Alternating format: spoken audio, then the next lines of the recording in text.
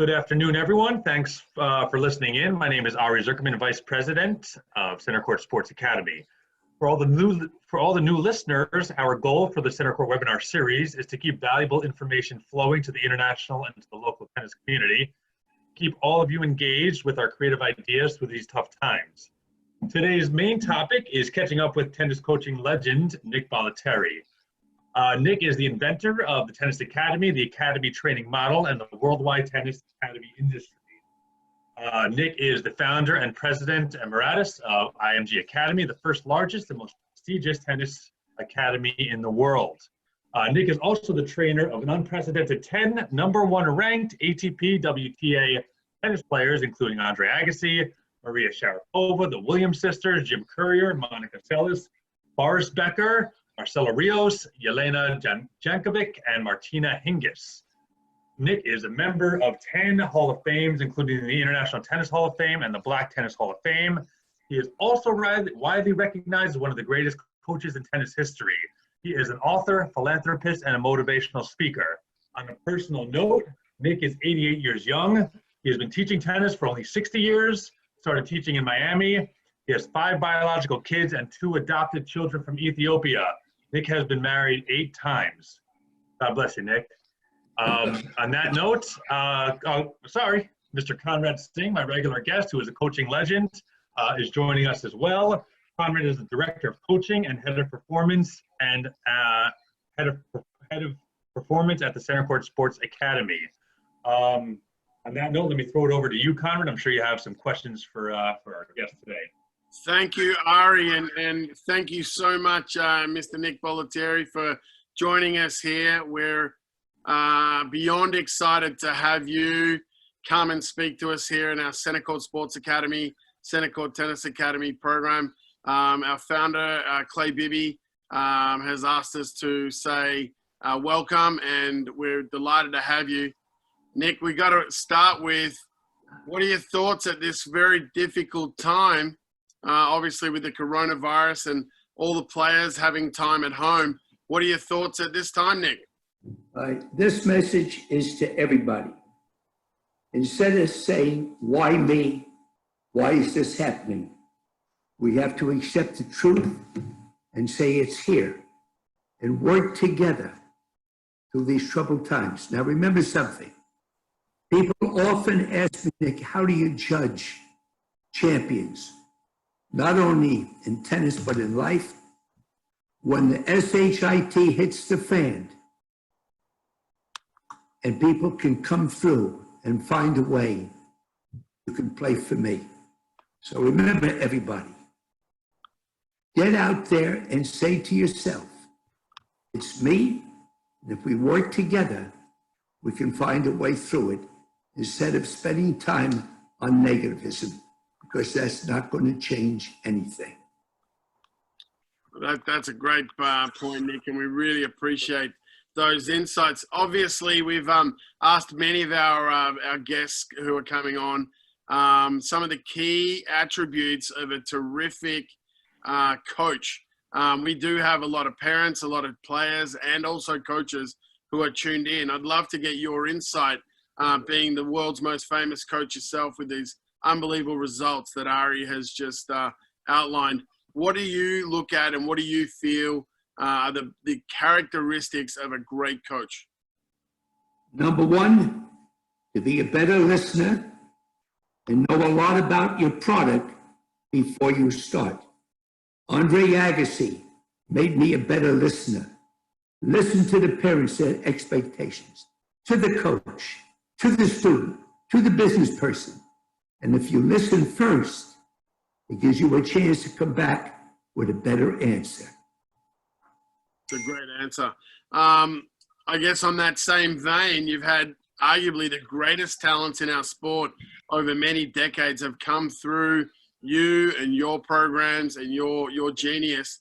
What are the characteristics that you've commonly seen amongst those players when they were very young and very early in the pathway? And by the way, don't forget Tommy Haas and my Anna Kournikova. Oh, yeah. Let me tell you and tell everybody that's tuned in. whatever success I've had is to work within their style. Instead of having everybody do everything the same way, never worked. For instance, Mrs. Curry wrote me a beautiful letter, Linda. Jimmy was 14 going on 15.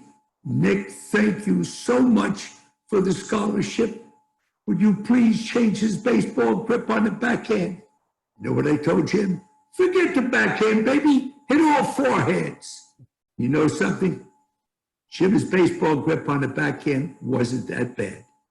Now, another student. Many years ago, there was a tournament called Sports Goofy before the Orange Bowl. I had the best young girl in the country in the 12 and under, Kim Caceres. It was the finals. My coaches called me from Orlando. Nick, 2 and 3. Congratulate our girl. Nick, she got beat. You better go to the Orange Bowl. So I journeyed down to the Orange Bowl, and I asked this coach, what court is this young lady playing on? Court 4, Nick. As I walked between the courts, there were bushes and backdrops. You couldn't see the student. But all of a sudden, everybody, I heard, hey, hey. I said, what is this? Something stuck in the fence? And I walk around, I see this skinny little girl standing on the baseline, 2 hands here, 2 hands there. Hey, hey. Guess what? I gave the mother, the father, the brother, and this young girl a scholarship to the Nick Bollettieri Tennis Academy, now the IMG. Who was that girl? Monica Seles. And if I had changed her to move back 4 or 5 feet behind the baseline, she never would have been the player she turned out to be. Yeah, that's true. Remember, we spoke to Gigi Fernandez last week, who said Seles was the toughest competitor. How she attacked the ball from crazy. I already got a couple questions here. So one real good one from a gentleman named Mark from Ireland. He's asking Nick, what's your finest moment in tennis or moments? There are 2 of them that stick out a lot.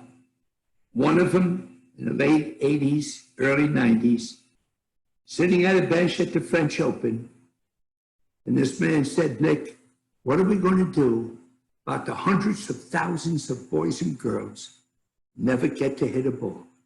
Don't worry about it, baby.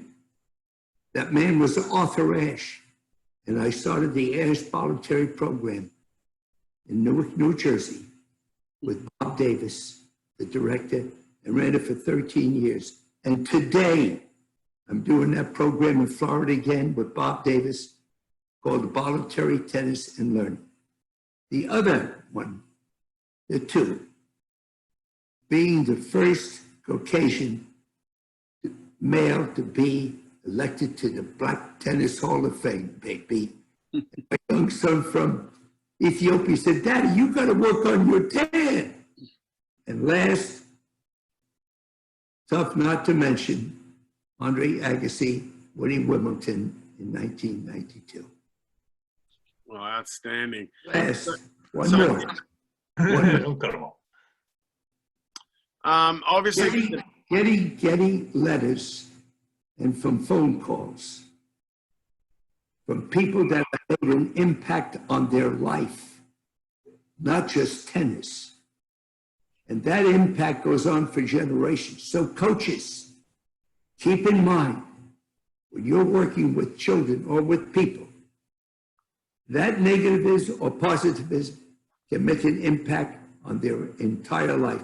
And you never let a student, no matter who they are, ever leave the tennis courts thinking they can't do it. I don't care if you stay there all night, baby, you find a way. It's fantastic. So, Nick, obviously you've dealt with many different styles of parenting regarding the players, the children, and their potential talents. What words of advice would you give to any parents who are out there with young kids that are keen to follow tennis? And I want everybody to listen closely. I grew up in a black Italian neighborhood. My grandmother was the ruler of the neighborhood. This is how she greeted me when I came home from school. Sonny, Venequa, give Grandma a big kiss. Yes, Grandma. You a good boy in school today? Yes. You do everything teachers say to do? Yes, go out and play. Your parents, your coaches, shame on you. Did you win today? Did you get the business deal today? That is absolutely incorrect. And no one said it better than my friend who helped me get started with my tennis camps in Wisconsin. My Green Bay Packers never lost, baby. We just ran out of time. Remember that, parents. You judge people not only by the scoreboard, but if they did everything they could do, whatever endeavor they are in life, they can play on my team. That's great. If there was anything, Nick, that you would, I mean, obviously your era of players, Courier, Agassi, all these absolute legends that came through, and many more we're not mentioning. What is there you think that needs to happen today in the game of tennis for America to get back to that greatness and to have so many amazing players lined up? Well, first of all, Martin Blackman, my former student for 5 years, is the head of the USA development. And you know what they're doing? They're funding coaches and players that don't have the funds. I gave scholarships to everybody. Tennis is a very expensive sport. In New York, $200 to rent a court, $200 for a lesson. These boys and girls are going to other sports. So congratulations to the USTA that is giving scholarships to boys and girls that have talent that cannot afford it. Right, making it more accessible. Yeah, that's another question similar coming from one of our students. Alexei Kobin wants to know what you think. I guess he's a big Medvedev fan. He wants to know what you think of Medvedev as a player. Maybe I'll throw in also some of the younger guys, Felix and some of the younger up-and-comers that are trying to give the big three a run for their money. Medvedev is super backhand, control your emotions. If he can control his emotions, his career is not over. And by the way, I'd like to let everybody know that my manager, Steve Schuler, and I are thrilled to death. You know why? A book that I wrote every single word myself called A Coach's Journey. I'm partners with the Tennis Channel and Joe Drucker. And no one, remember something, I'm not saying I'm the best coach in the world, but no other coach has done what I have done, including my many mistakes. The book is going to be unbelievable. That's great, Nick. I mean, we got to also ask at the moment with what's happening, there's been a big shake-up with college tennis as well. A lot of, obviously, it was in the middle of the season got cancelled. What are your thoughts on college tennis in the pathway now that we also know, speaking with the great Craig O'Shaughnessy a couple of weeks ago, the top men are peaking out at 27 and the women at 26 years of age. How important is college tennis now in the pathway? College tennis is an important factor. Back in the 80s and 90s, I turned my students professional when they were still in diapers. Today, unless you're offered a multi-million-dollar contract, go to college for a few years. So I've changed my whole philosophy.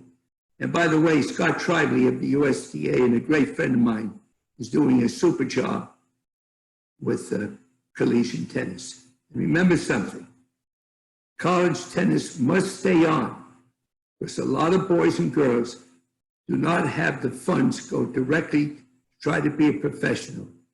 But if they go to college and have some positive results, that gives them a message to try to be a professional. There you go. Yeah. Let me ask you, Nick. This is from Mustafa, who's one of our regular listeners. Wants to know,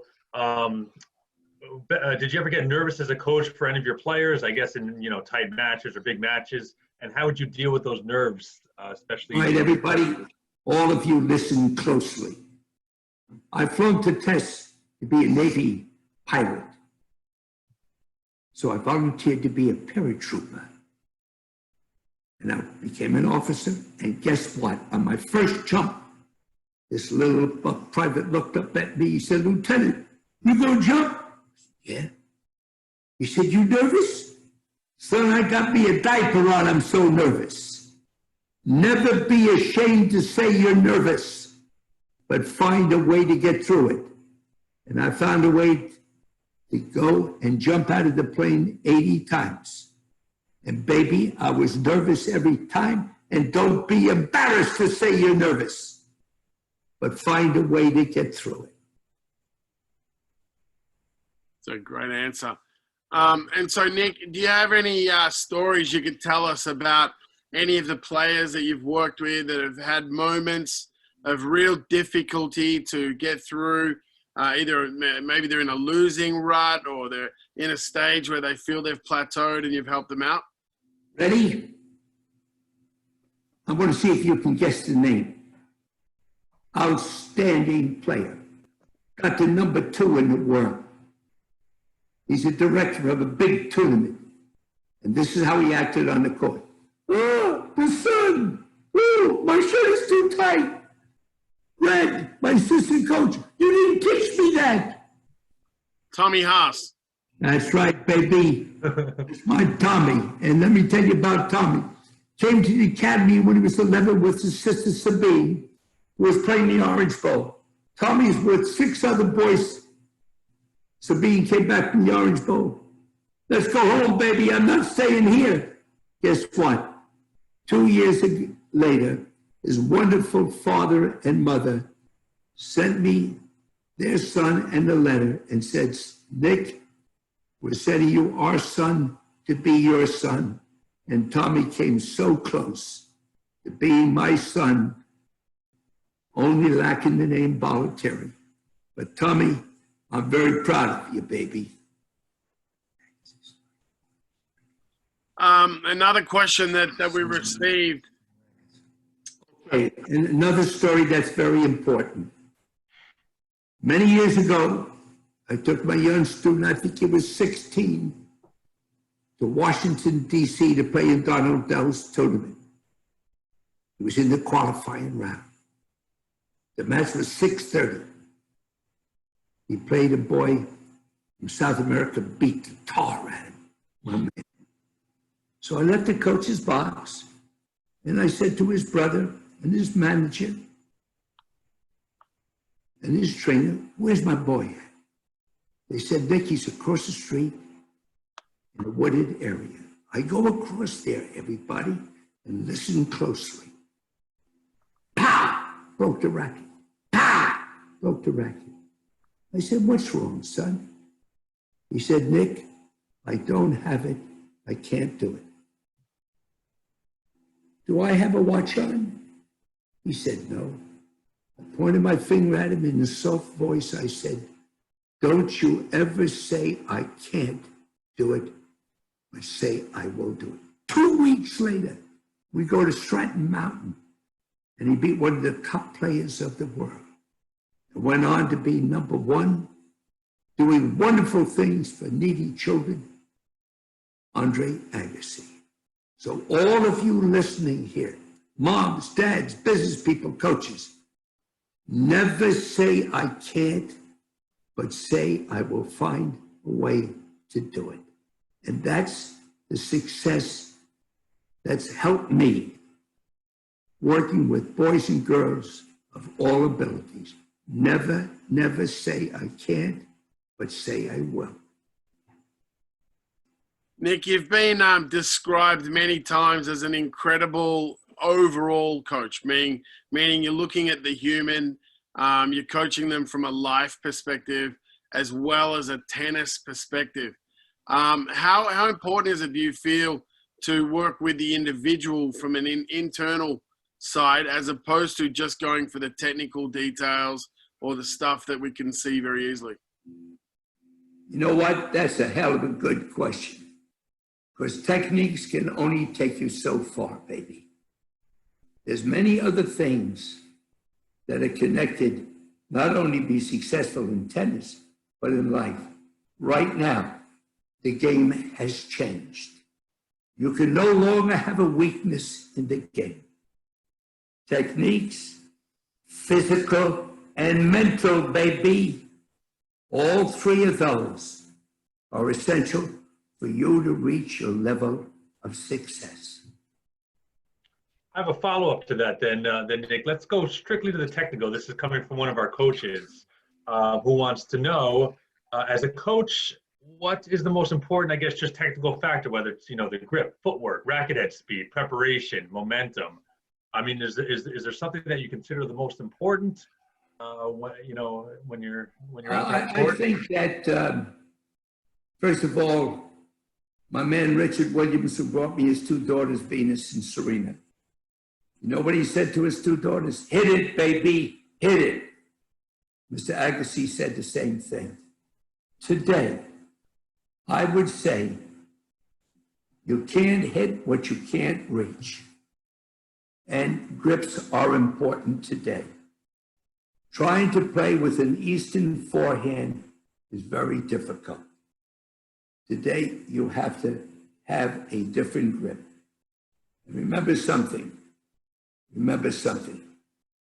Do what Mr. Williams said. Run for every single ball before it crosses the net. And there's another message I want to deliver to you. Everybody said Richard Williams was crazy.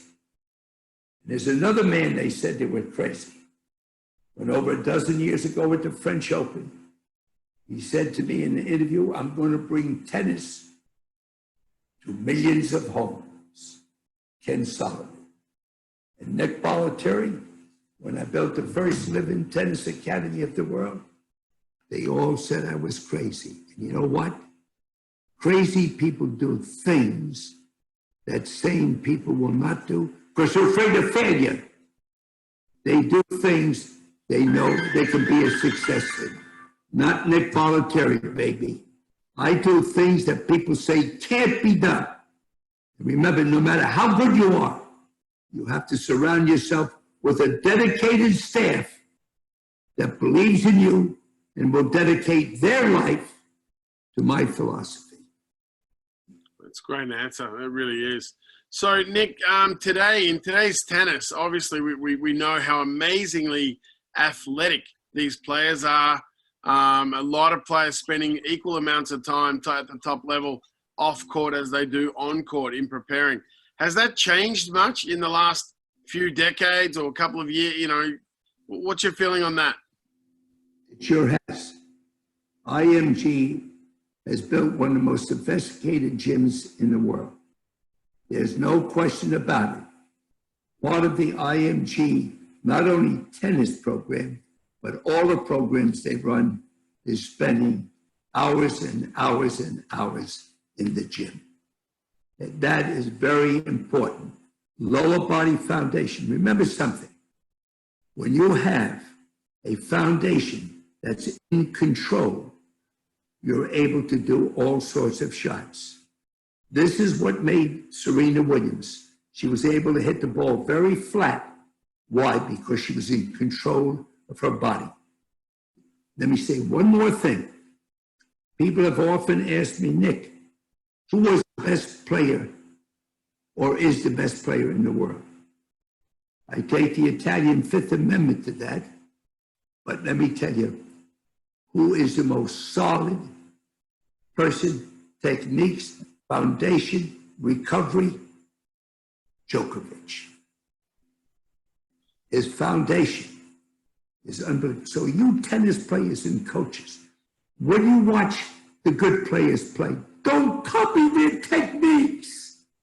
Copy their movement, preparation, their attitude after they miss a ball, like Maria Sharapova, unbelievable. That's what you want to watch. But remember something, lower body foundation, look at Nadal. Lower body foundation is key to the game today. Let me follow up on that. One of our kids also wants to know. I guess one of the best movers is Monfils. He had an amazing year until everything was shut down. What's your thoughts on him as a player, as a mover? I mean, he just gets to everything. He's got that. He's got that. But one thing he lacks, and I would love to be with my man Monfils. I gave him a message several years ago and he thanked me. Remember, no matter what shot you hit, look at your game, look at your videos of you playing matches, and then say to yourself, well, you were in control of yourself mentally the entire match. That's what I would do with him and Kyrgios. I wouldn't say one word, but I would let them look at their videos during matches and say, tell me something. Is that what you want to do to be the best? You can't tell these players what to do. Let them look at themselves, baby. And then you have a better chance of breaking through to them. That's a great answer. Nick, I've got to ask, right now, no one can get on a tennis court, but it is a great time to become a student of the game. So studying the game, watching matches. If you're going through a grip change or something that is difficult to do, now is a really good time to really understand that and feel that. What advice would you give to any of the kids who are out right now, not able to get on court and compete or swing at full speed? What do you think they should be doing right now? Let me give you one tip. Get in front of a big mirror in the living room or in your bedroom. Get down into a super ready position like a goalie. Then make a mark on the mirror of the level of your head. Then I want you to practice your backhands and forehands and see if your head stays on the same level when you make contact with that ball. And baby, no charge for that lesson, but that's a hell of a lesson. And look, if we go any further, I'm going to have to go to my $1,000 per hour, baby. But I want to say this to you, to everybody listening, and to Clay. I respect what you're doing. And if I can help any of you improve in any way, Nick and Steve are always there. But remember, moms and dads and coaches, be realistic with your dreams and go one step at a time. And over the next couple of weeks, months, I'm very open to doing this once again. And you know why? Because your academy is very much needed. And if I can help in any way, I'm there for you, baby. And don't forget, a coach's journey will be out soon, and everybody can afford that. God bless you, everybody. And I want to say it was fun doing this today. Now, any more questions, you got to pay for it. Come on, one more question. All right, Conrad, you want to finish with the last one? There's a couple of really good ones in the chat, but I'll let you pick it. And well, then we'll get Nick back on. Yeah, look, before we do that, I also just wanted to very quickly let everyone know what Nick's up to these days. Nick, you've got some great projects happening. Slinger Bag, you've got the Rebo Walls, you've got the Tennis Ace Trainer. You mentioned your fantastic book that's coming out, Coach's Journey, which you're doing in conjunction with Tennis Channel. And you also mentioned your small inner city program in Bradenton. Do you want to elaborate on any of that for us? Yes. First of all, the Ace Trainer with Jim Surison. It's a little pole or a little pole with a ball that's stuck to a magnet, and then you have a tennis handle. In order to get that ball to be released, you have to accelerate the racket head on contact. If you don't, the ball stays in place. Next, to hit the overhead, it forces you to hit up and accelerate and have the palm to the outside at the end. If you don't, the serve has no action. And when you volley, you don't dare move that ball, but use the power of the opponent and block it. rebound the wall. Hey, you got a garage door. You got to rebound it. And you know why it's good? Because you can get out there by yourself and practice. And that's what makes it so, so good. And last, the slinger bag. Can you imagine weighing around 28 pounds, being able to plug it in, go out on the court, start it, go on the other side without a coach? But what makes it so good is for the coach to be able to stand next to his student and see the little things. Boris Becker gave me a wonderful compliment when he said, Nick is a genius because he stands next to you, sees the little things, gives a little tip, and walks away. So the slinger bag, the rebound wall, and the ace trainer are fantastic. And by the way, you do have a garage door. Get out there, maybe use the little softer ball, but find a way to work out. So I want to say to all of you, I hope that you enjoy a coach's journey. I wrote every word my own self. I don't know how to use a computer, but there are wonderful things in there. And the chapter on leadership and trust was done by my close friend who got me to fly in an F-18, Yogi Berra, a former commander of the Blue Angels. And when you have two planes crossing each other at a combined speed of 1,000 miles an hour, 3 feet from each other, that's trust, baby. So it's a wonderful, wonderful chapter. Then I have Nick's simple tips, nothing to tell you how to teach the game. And the last part of the book, the impact I made on about 70 lives. When you make an impact on a person's life, that goes on for generations. And that's what Nick is all about. Making an impact on you, later on your children, their children, that goes on for generations. And that's what Nick is all about. So everybody, I sure enjoyed being on the program. Wow, big thanks to Nick for being on. Big thanks for Comrade as well. We hope to have you back as soon as we can.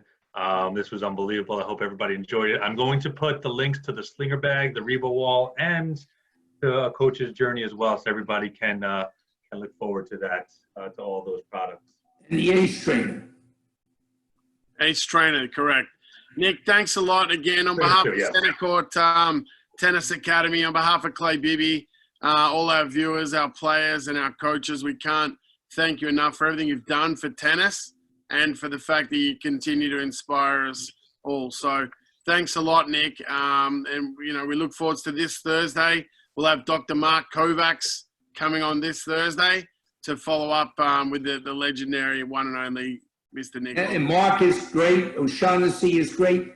But there's only one Nick Bollettieri, baby. Oh, for sure. Definitely our best guest by far. Not even close. Bye. Thank you so much, Nick.